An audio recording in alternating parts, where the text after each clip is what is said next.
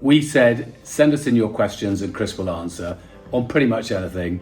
We will get answers back to everybody, but here are just some of the specifics. Number one, from Rhys, why hasn't the UK government called the US ambassador in for questioning? I would guess that's about all sorts of different issues, tariffs and Greenland and so on. The truth is, we as government get to talk to the US government at all levels of the administration, from the president all the way down, all the time. And those conversations, often in private, in quiet, not just shouting on the street corner, but have really paid dividends. The classic issue is around the UK automotive industry. We were being threatened with 50% tariffs. We've managed to get a special quota for UK automotives, and that means that we're not losing jobs at Jaguar Land Rover and other automobile companies in the UK. So I think quiet, steady, deliberate diplomacy and telling the Americans what we think when we think them, but doing so in a private capacity, is really the best way to proceed. Secondly, we've got Emma here asking what we're doing to repel the community-based far right who are peddling all sorts of conspiracy theories, including around vaccines. Well, look, I make the argument all the time. I think vaccines work. They save lives, including for measles, and for that matter around COVID. I know there are lots of people who disagree, but if you listen to the medical evidence, the really strong medical evidence, it's clear that vaccines save lives. She also asked about, aside from the railway, what you're doing about transport ease between Cardiff and the Rhondda.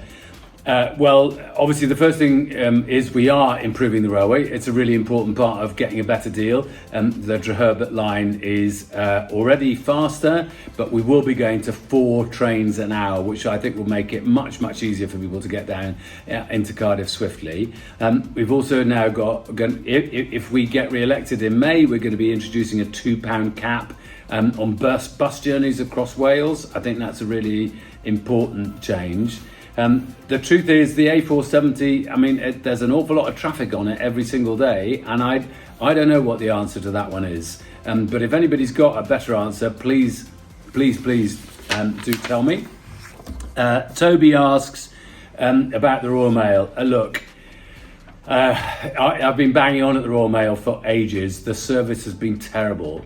They've been fined recently, actually, for the bad service that they've been providing. I know it's terrible for people, in particular for appointments.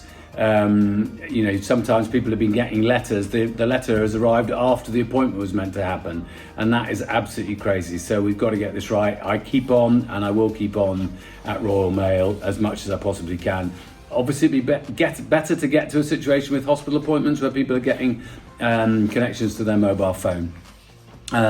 Gerwyn asked me, what support plans do you have for small businesses in the Rhondda? So there's a whole series of different things. Some of these come from the Welsh Government, some from the Westminster Government. And I would say that one of the most important things is where you get those two governments working together.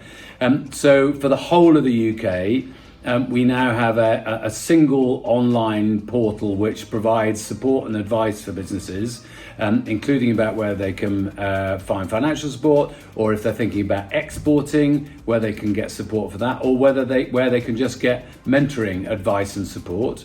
Obviously, in relation to business rates, I know that's been a challenge for a lot of people over the last year, and as we're going forward into the next financial year soon, and there is specific financial support and transitional relief here in Wales provided by the Welsh Government. If you've got specific issues that you need us to talk about, please do give my office a ring.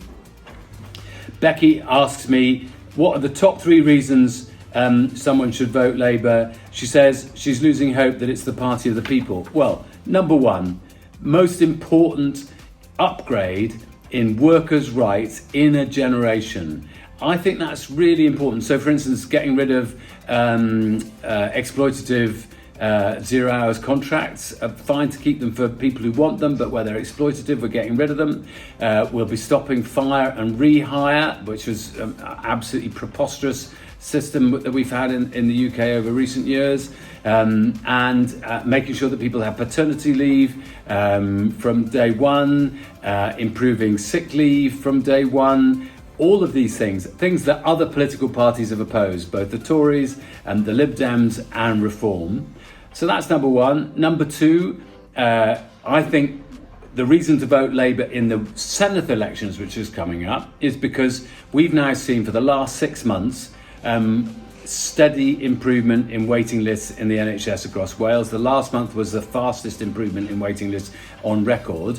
We need to continue to improve the NHS. We've got to make sure that people can get access to their GP without all the hassle that people have been having.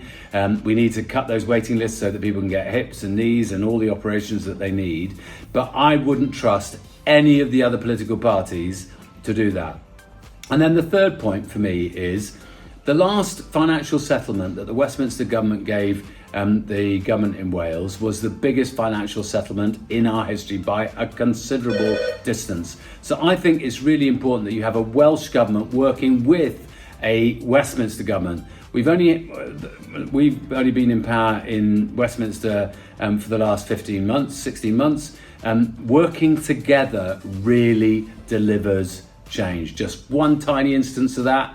It's only under a Labour government in Westminster that we've set aside money to be able to deal with the tips here in Rhondda, Cardiff.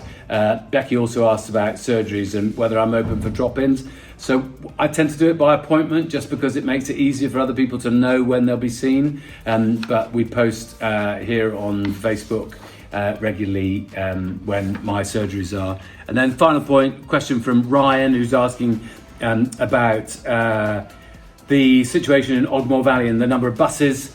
Look, this is really difficult. You're absolutely right. Of course, lots of people want to be able to go to the pub or to restaurants or whatever it may be in Bridgend, and the buses don't. They stop earlier in the day than makes it possible for people to do that in the evening. The real difficulty is that subsidising buses when people just don't use them doesn't work. It just ends up being an enormous financial cost. So if there's a specific suggestion of a particular service that you would like to see, please do give me an idea and we'll look at it. But, budgets are tight and I don't want to promise something that I can't deliver.